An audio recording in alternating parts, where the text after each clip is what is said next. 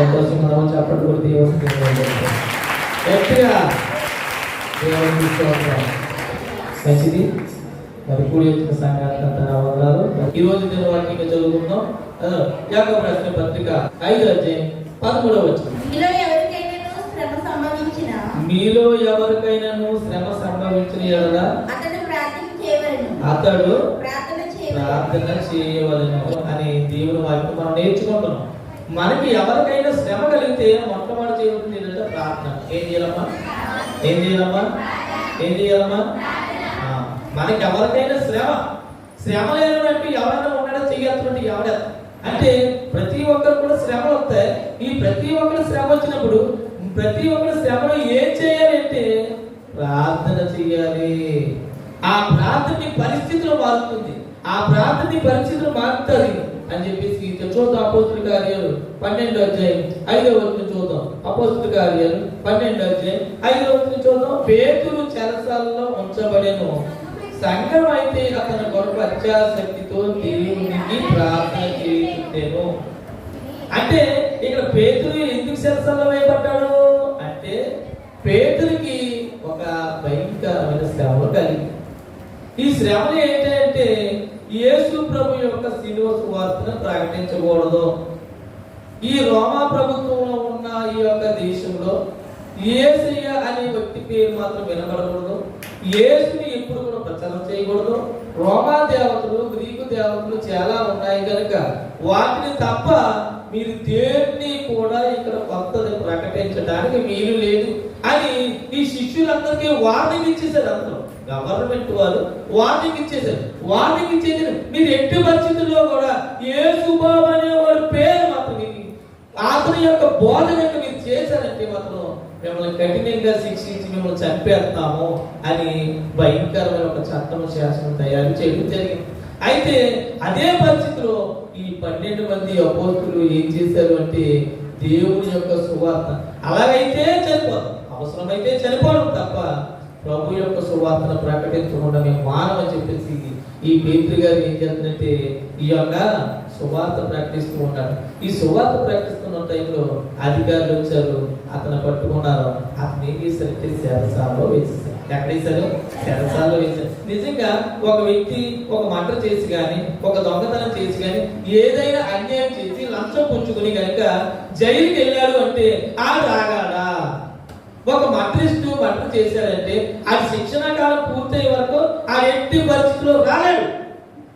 ఆఖరికి గవర్నర్ క్షమాపేక్ష పెట్టిన ఆయనకు ఒక పీరియడ్ అంటూ ఉంటుంది. ఆ పీరియడ్ పూర్తి చేసిన తర్వాత మాత్రం అతని సత్ప్రవర్తన చూసి అతను విడుదల చేస్తారు. ఎప్పుడు? ఆఖరి క్షణంలో. ఒకవేళ ఉరిశిక్ష పట్టిన ఖైదీ ఉన్నాడనుకో, ఆ ఉరిశిక్ష పట్టిన ఖైదీని గమనించి ఒక 5 సంవత్సరాలు అవ్వచ్చు, 10 సంవత్సరాలు అవ్వచ్చు, ఆ 14 సంవత్సరాలు అవ్వచ్చు, ఇదంతా గమనించిన తర్వాత ఆ ఉరిశిక్షకు వెళ్ళే ముందు అతని ప్రవర్తన బాగున్నదని కనుక గవర్నర్ కనుక సర్టిఫై చేస్తే అతను ఏం చేయొచ్చు? విడుదల చేయొచ్చు, క్షమాభిక్ష పెట్టవచ్చు. అటువంటి పరిస్థితులు జరుగుతున్నాయి ఈ లోకంలో. అటువంటి అంటే మన శిక్షణ కాలం పూర్తయ్యే వరకు కూడా, ఈ శిక్ష పూర్తయ్యే వరకు ఎవరు కూడా విడిపించడానికి సరిపోదు. భారతదేశంలో ఒక భయంకరమైన పెద్ద జైలు ఏదంటే తిహార్ జైలు. ఈ తిహార్ జైలు ఎలా ఉంటుంది అంటే చుట్టూరు సముద్రం ఉంటుంది, మధ్యలో ఏముంటుందంటే దీవి ఉంటుంది. ఆ దీవిలో కట్టాడు ఈ తిహార్ జైలు. కర్కోటకులు భయంకరమైన దేశద్రోహుల్ని ఆ తిహార్ జైల్లో వేస్తారు. ఒకవేళ తిహార్ జైల్లో ప్రకారం కనుక కొట్టుకుని కనుక ఏదో విధంగా బయటకు వస్తే అక్కడ పవర్స్ ఉంటాయి. ఆ యొక్క కరెంటు కొట్టి అని చచ్చిపోతాడు. ఈ లోపల ఆ గోడ వచ్చేసి చచ్చిపోతాడు. ఒకవేళ అధికారులు బయటకు వచ్చాడంటే సముద్రంలో కూడా చచ్చిపోతాడు. ఎటు కూడా వెళ్ళలేని పరిస్థితి. సముద్ర ఆ కాలం అంతా పూర్తయిన తర్వాత, ఆ శిక్షణ అంతా పూర్తయిన తర్వాత, శిక్షణ అంతా అనుభవించిన తర్వాత అక్కడికక్కడే చనిపోతారు. అది తిహార్ జైలు అన్న. ఇలాంటి తిహార్ జైల్లో ఉన్న చాలా మంది వ్యక్తులు చనిపోవడం జరిగింది తప్ప వాళ్ళు అంటే జైలు కూడా యొక్క ప్రత్యేకత ఏంటంటే అంత ప్రొటెక్షన్ ఉంటుంది, అంతలా ఉంటుంది. అలాంటి పరిస్థితుల్లో వేశారంటే ఎవరిని? పేతురు గారి చెరసాలు వేసి 4 గుంపుల్ని ఆయనకి ఏం చేశారంట? కావలా ఉంచారంట.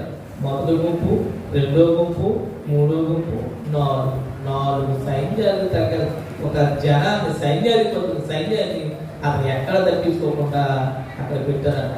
అప్పుడు అనుకుంటారు, పేతురు గారు అనుకుంటాడు, అయ్యో నేను యేసు కోసం ప్రకటించాను, యేసు నిజమైన దేవుడు, ఎంతో మందిని బాగు చేసిన దేవుడు, నేను కళ్ళారా చూశాను, నేను కళ్ళారా ఆయనతో విన్నాను, ఆయన చెవులారా విన్నాను, ఆయన చేసిన అద్భుతాలను కళ్ళారా చూశాను. కుష్ఠరోగి గలవాడిని బాగు చేశాడు, గుడ్డి వారికి కళ్ళు ఇచ్చాడు, కుంటి వారికి కాళ్ళు ఇచ్చాడు, చనిపోతున్న వారిని లేపాడు, ఎంతో రకాల అద్భుతాలు చేసి ఈ దేవుడు పూజిస్తుంటే, నేను ఈ దేవుడు ప్రకటిస్తుంటే నాకేంటి శ్రమ అని చెప్పేసి పేతురు గారు బాధపడవచ్చు. కానీ ఆయనకున్న విశ్వాసం పాప దేవునికి స్తోత్రం, దేవునికి స్తోత్రం. ఆయనకి విరోధంగా తిట్టుబడి ఏ ఆయుధమో నిలవజాలదు.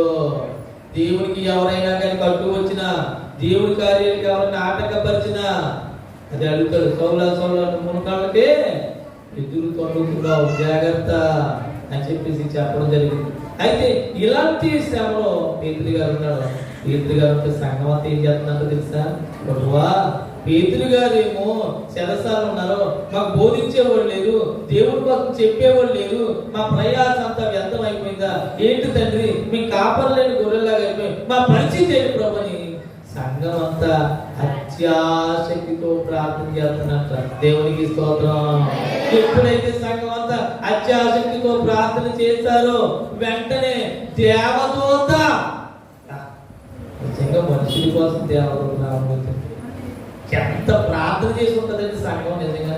ఒక పక్కన పేతురు గారి చెరసాలలో ఉన్నాడు, ప్రభువా నీ మరణ దినాన్ని, నీ శ్రమని, నువ్వు చేసిన అద్భుతాలను ప్రకటించాలి, ఎంతో ఆతృతపడి నీ శిలువ చేయాలని ఆతృతపడి ప్రకటించాలనుకుని సువార్త ప్రకటించాలని బయలుదేరాను ప్రభువా.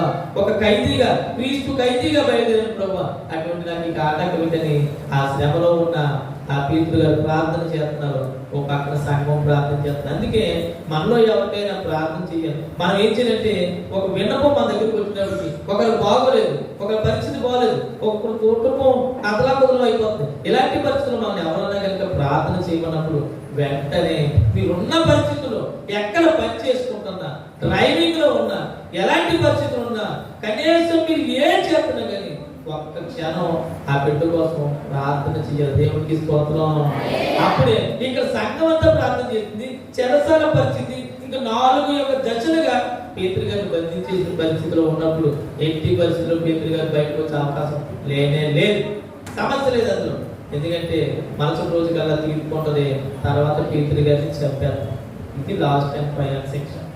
అలాంటి పరిస్థితి దేవతో పరిశుద్ధుడు అని చెప్పేసి కోట్ల దేవతతో పరిశుద్ధుడు అనిపించుకుంటున్నా మహానుభావుని యేసయ్య దేవదూత వెంటనే, అంటే ఇక్కడ నుంచి రాకెట్ వెళ్ళాలి అంటే ఇంచుమించు 8 కిలోమీటర్లు ఉంటుంది సార్.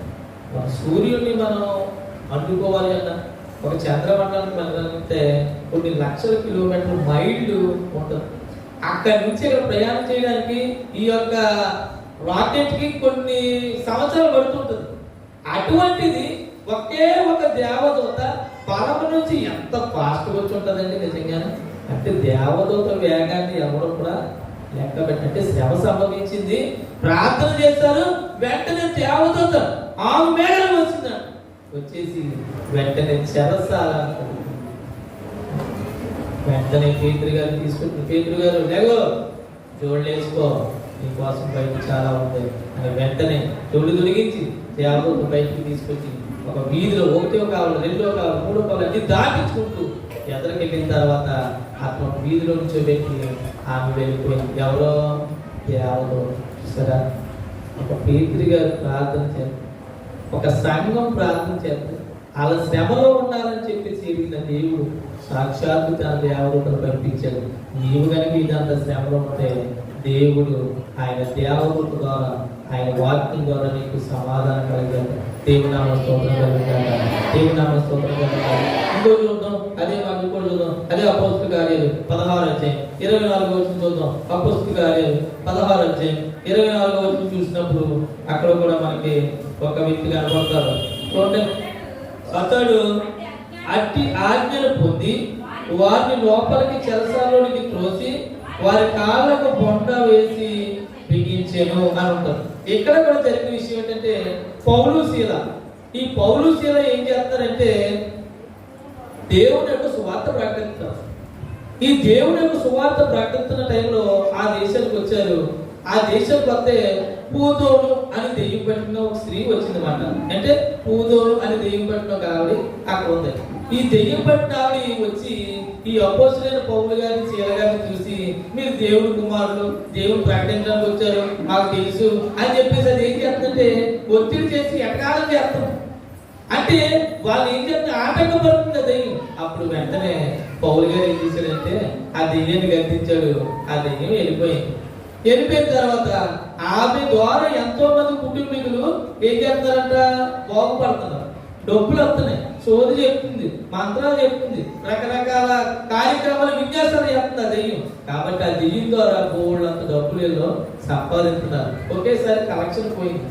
అప్పుడు ఏం చేశారంటే ఈ పౌలు మీద శీల మీద ఏం చేసినట్టు వాళ్ళు వచ్చి అధికారులకి కంప్లైంట్ చేశారు. ఎప్పుడైతే అధికారులు కంప్లైంట్ చేశారు, ఇదిగో భూలోకాన్ని తలకిందలు చేసి ఇద్దరు వ్యక్తులు వచ్చారు, దెయ్యం సహా విరగల్లాడి వెళ్ళిపోయింది, మా కలెక్షన్ కూడా తగ్గిపోయింది, ఏదో కొత్త పద్ధతి చేస్తున్నారు, కాబట్టి మనం చేయకుండా మీరు ఆటంకపడుతుందని ఆ గవర్నర్కి చెప్పినప్పుడు వెంటనే ఆ పౌరును తీసుకెళ్లి ఏం చేశారంట, చెరసాలలో వేసేశారు. అంటే పౌలు గారికి శీల గారికి శ్రమ. అంతకుముందు జరిగిన విషయం ఏంటంటే వాళ్ళని భయంకరంగా కొట్టారు. అనేక దెబ్బలు చిత్తక్కునే పౌలు గారిని శీల గారిని కొట్టేస్తే ఆ దెబ్బలు అయిన తర్వాత తీసుకొచ్చి వాళ్ళు ఏం చేసినట్ట చెరసాలలో. ఒక దెయ్యం పట్టిన దాన్ని విడుదల చేయడం తప్ప, ఒక దెయ్యం పట్టిన వ్యక్తి బాధపడుతుంటే తను విడుదల చేయడం తప్ప తప్పుగా. మనకి కూడా చాలా దెయ్యాలు పట్టేసి ఉంటాయి. డబ్బు దెయ్యం పట్టేసి ఉంటుంది, వ్యభిచార దెయ్యం పట్టేసి ఉంటుంది, దొంగతనం దెయ్యం పట్టేసి ఉంటుంది, అబద్ధాలనే దెయ్యాలు పట్టేసి ఉంటాయి, లవ్వు, ప్రేమలు, కార్యకలాపాలు, గాలి గుడ్లు, ఇంక ప్రపంచంలో లోకంలో ఏవైతే ఉన్నాయో అన్ని దెయ్యాలు మనలో. కాబట్టి ఇలాంటి దెయ్యాల నుంచి మనం ఏం చేయాలంటే విడుదల పొందాలి. ఇలాంటి దెయ్యాల నుంచి మనం ఆమె విడుదల పొందింది. ఆ విడుదల పొందిన సాక్షిగా ఏం చేశారు, చెరసాలలో పడేశారు. చెరసాలలో పడేసిన తర్వాత నిజంగా అవి ఎంతో బాధపడుతున్నారు. బాధపడమే కాకుండా వాళ్ళు ఏం చేస్తారంట, పాటలు పాడుతున్నారు, సంతోషంగా పాటలు పాడుతున్నట్ట, కీర్తనలు పాడుతున్నట్ట, ఎంజాయ్ చేస్తున్నట్ట. ఎక్కడ? చెరసాలలో. ఎప్పుడైతే చెరసాలలో పాటలు పాడుతూ భజన చేస్తూ దేవుని కీర్తిస్తూ ఎవరైతే ఇలా చేస్తున్నారో మిగతా ఖైదీలందరూ వింటున్నారంట. ఇప్పుడు మనం ఇక్కడ వాక్యం చెప్పుకుంటున్నాం, ఫోటో పెట్టుకున్నాం, మిగతా వాళ్ళందరూ వింటారేంట్రా? వింటారు, పక్కాగా వింటారు. టైం వచ్చినప్పుడు వస్తారు, దేవుడు పడతారు వాళ్ళు. అయితే మన పని మనం మానకూడదు. ఇక్కడ ఖైదీలందరూ కూడా ఎంజాయ్ చేస్తున్నారంట. ఖైదీలందరూ ఆ పాటని, అబ్బా ఏ మధురమైన పాటలు, ఎంత అద్భుతంగా పాడుతున్నారు, ఎంత చక్కటి మీనింగ్ ఉంది. యేసయ్య రాజ్య సువార్త కూడా ఇలా శ్రమలో కూడా చేయవచ్చు అని చెప్పేసి అని వాళ్ళు ఆనందపడుతుంటే ఒకేసారి చెరసాల పునాదులు కదిలిపోయి అంటే దేవునికి స్తోత్రం, దేవునికి స్తోత్రం. ఈ స్తుతి ఆరాధన చేస్తే ఎలా ఉండాలో తెలుసా? మామూలు వేసుకోవాలి, మామూలుగా కాదు. ఇప్పుడైతే పౌలు శీల అక్కడ ప్రార్థన చేసి కీర్తన పాడుతున్నాడో చెరసాల పునాదులు కదిలిపోయి ఊడిపోయి అంట. కాళ్ళు వేసిన బొండ కూడా ఊడిపోయిందంట. నాకు శక్తివంతమైన స్థితి ఆరాధన చేశారంట. చేసినప్పుడు ఎప్పుడైతే అలా జరిగిందో వెంటనే ఆమె బయటికి విడుదల చేయడం జరిగింది. దేవుడికి స్తోత్రం కలుగుతారు. ఎంతకుండా చెరసాల్లో వేసినోడు శ్రమ పడతాడు. చెరసాల్లో వేసినోడు ఎప్పుడు కూడా బయటకు వస్తానికే అవకాశం లేదు. కాళ్ళకి చేతులకు బొండాలు బిగించారు. సినిమా చూపిస్తారు కదా, ఈ చేతులకి ఇలాగే చేసి కాళ్ళకి అంటే ఇలా నడుపుతూ ఉంటాడు, ఇలా నడుపుతూ ఉంటాడు. అంటే నడవడానికి కూడా అవకాశం, పరిగెత్తు పారిపోవడం లేదు. కానీ ఆ ఎవడైతే వేశాడో ఆ తాళపు చెవిని ఎవడైతే గ్రహించాడో వాడు వచ్చి విడుదల చేస్తేనే కానీ ఆ సంఖ్యలు తేగ. అలాంటి పరిస్థితులు, భయంకరమైన శ్రమలో కూడా ఎవరు వచ్చారంటే దేవుని యొక్క శక్తి అక్కడికి వచ్చింది. దేవుడికి స్తోత్రం కలుగుతారు. ప్రార్థన చేశారు, పాటలు పాడారు, కీర్తనలు పాడారు, ప్రార్థన చేసి దేవుడు మహిమపరిచారు. అంటే చెరసాల పునాదులు కదిలిపోయి. నువ్వు ప్రార్థన చేస్తే నీకున్న సమస్యలు మట్టుమాయమైపోవాలి, నీకున్న సంఖ్యలు పోవాలి, నీకున్న బానిక సంఖ్యల నుంచి నువ్వు విడుదల కావాలి, కుటుంబ కలహాల నుంచి విడుదల కావాలి. నీ తండ్రి తాగుబోతే నీ భర్త తాగుడు మానేసేంత గట్టి ప్రార్థన చేయాలి. ఏంటి అవదా అవదా అవుతుంది. గ్యారంటీగా ప్రార్థన అంత శక్తివంతమైనది. దేవునికి స్తోత్రం కలిగాలి, దేవునికి స్తోత్రం కలిగాలి. ఒకసారి ఒక సైన్యం ఉందంట. ఆ సైన్యంలోని ఇప్పుడు యూక్రెయిన్, నేను మీకు వీడియోస్ పెడదాం అనుకున్నాను. యేసు మంచి కాపరి ఆలయంలోని వీడియోస్ పెడదాం, పోస్ట్ చేద్దాం అనుకున్నాను. మనం ఎంత చక్కగా ఉన్నాం కానీ యూక్రెయిన్ దేశంలో భయంకరమైన యుద్ధం జరుగుతుంది.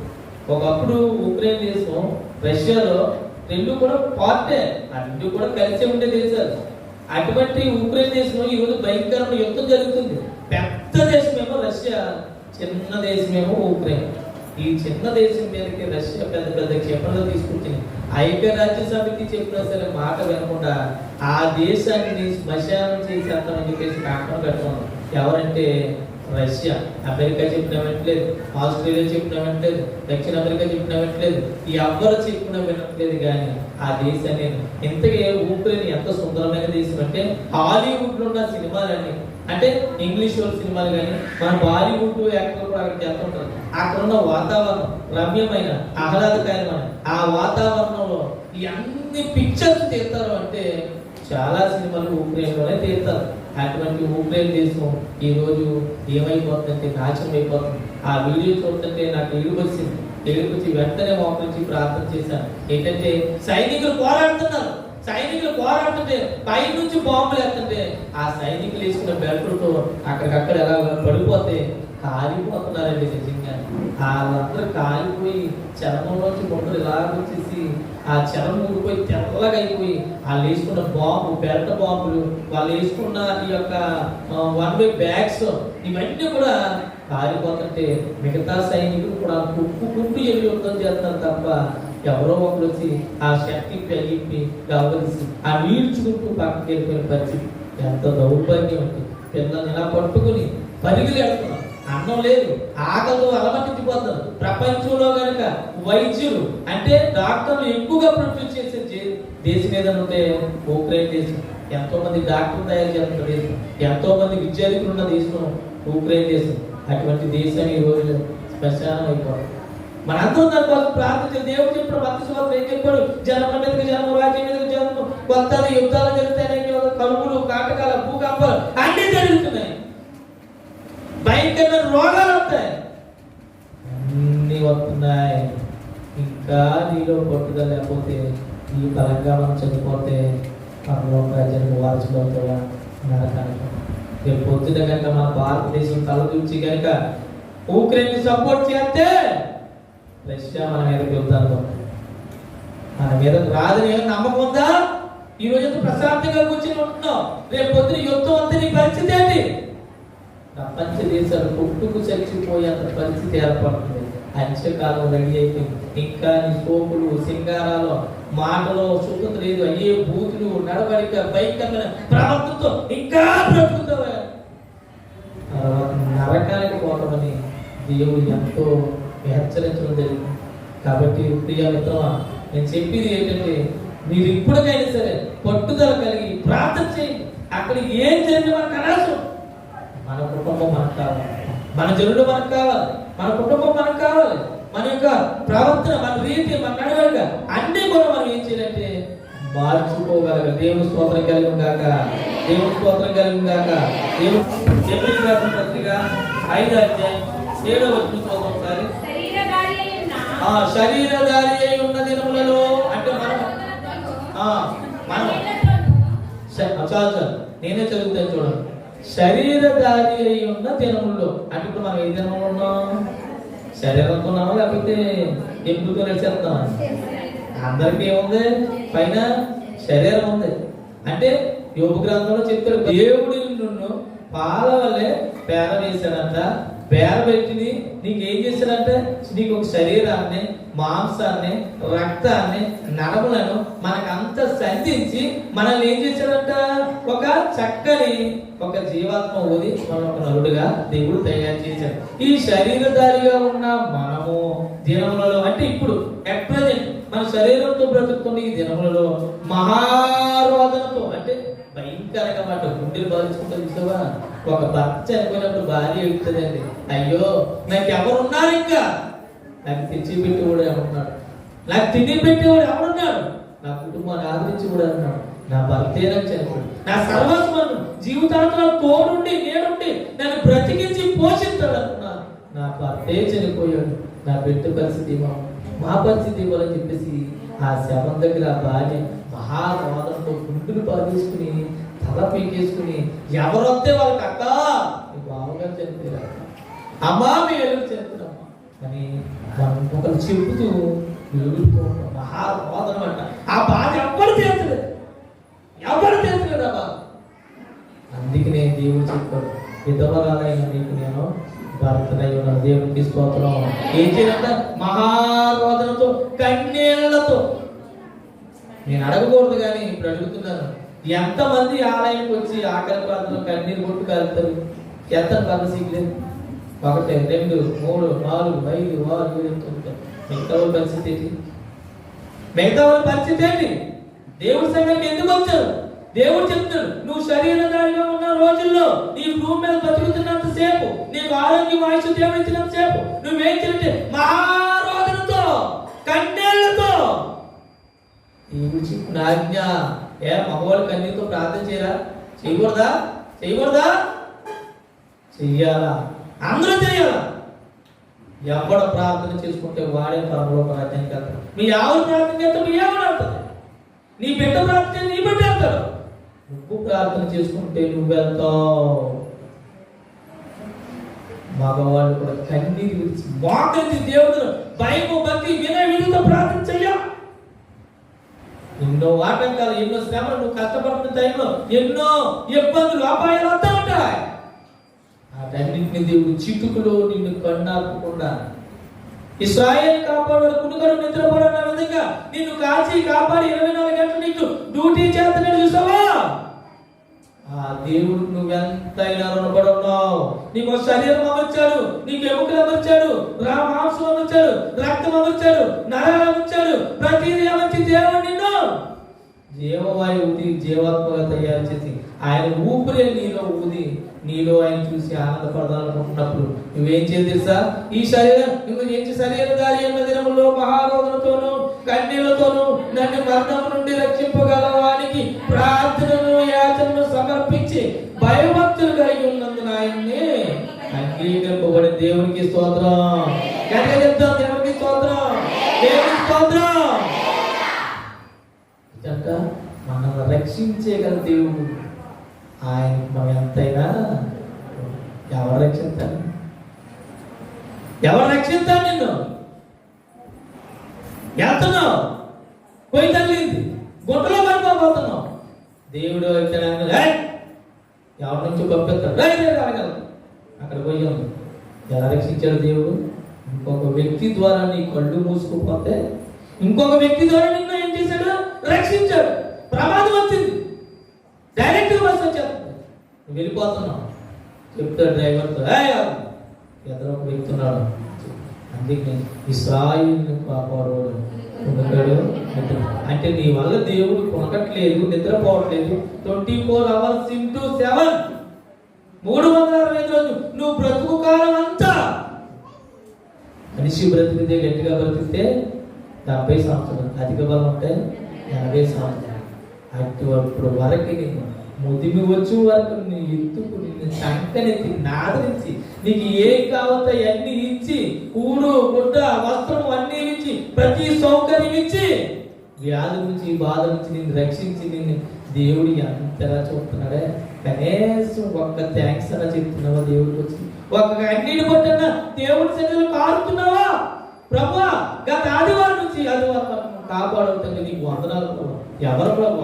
ఆక్సిజన్ ఇస్తున్నావు, గాలి ఇస్తున్నావు, నీరు ఇస్తున్నావు, అన్ని ఇచ్చి మమ్మల్ని కాపాడి సంరక్షించి పోషిస్తున్నావు, చేతి నిండా పనిస్తున్నావు, కష్టం ఇస్తున్నావు ప్రభు. అన్ని రకాలుగా చూసింత బాధ మమ్మల్ని ఎంత చక్కగా తీర్చిదిద్దాను, నీకు వందనాలని ఎవడైనా మనకు ఉపకారం చేస్తే థ్యాంక్స్ అండి అంట.